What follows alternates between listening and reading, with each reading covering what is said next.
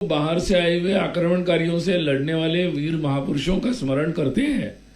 कि जिन्होंने अपने देश की सीमाओं का रक्षण करने के लिए सर्वस्व अर्पण कर दिया, सतत संघर्ष करते रहे। लेकिन भारत तो केवल भारत की सीमा नहीं था, तो भारत की अपनी परंपरा, अपने शास्त्र, अपना ज्ञान, अपना संगीत, अपने जीवन के मूल्य, सब कुछ मिलाकर भारत है संस्कृति के। और इसलिए उस दृष्टि से उस संस्कृति का एक अभिन्न अंग संगीत है। और उस संगीत को उस काल में भी सुरक्षित रखना, उसके मूल स्वरूप में रखना, उसकी साधना इन लोगों ने कैसी की होगी, क्योंकि जब ऐसी कला जिसको होती है जिसको राजाश्रय चाहिए, लेकिन जब जिसका राजाश्रय चला गया हो या विपरीत परिस्थिति हो, उस परिस्थिति में इन लोगों ने एक उच्च कोटि की साधना की और ऐसा एक वातावरण बना कि उस समय के शासकों को भी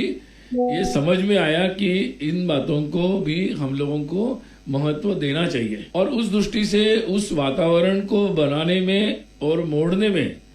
और केवल तानसेन जी को सम्मान नहीं मिला उस समय, तो तानसेन जी के कारण पूरे देश में ऐसी अपनी परंपरा को रखने के लिए बहुत लोगों को प्रोत्साहन मिला, बहुत लोगों को उत्साह आया। और इसलिए आज जब हम देख रहे हैं कि अपने देश में हम अपने शास्त्रीय संगीत को जीवित रख पाए हैं,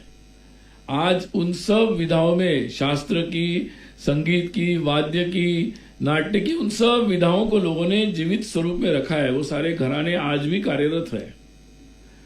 और अब उस संगीत के आधार पर नया जो आधुनिक संगीत है, जैसे आज हम जिसको फिल्मी संगीत बोलते हैं, मिश्र संगीत बोलते हैं, तो उसमें भी अभी तक लगातार जितने भी फिल्मी गाने आते हैं, उसमें जो भी बड़े बड़े गायक हैं आज की पीढ़ी के भी,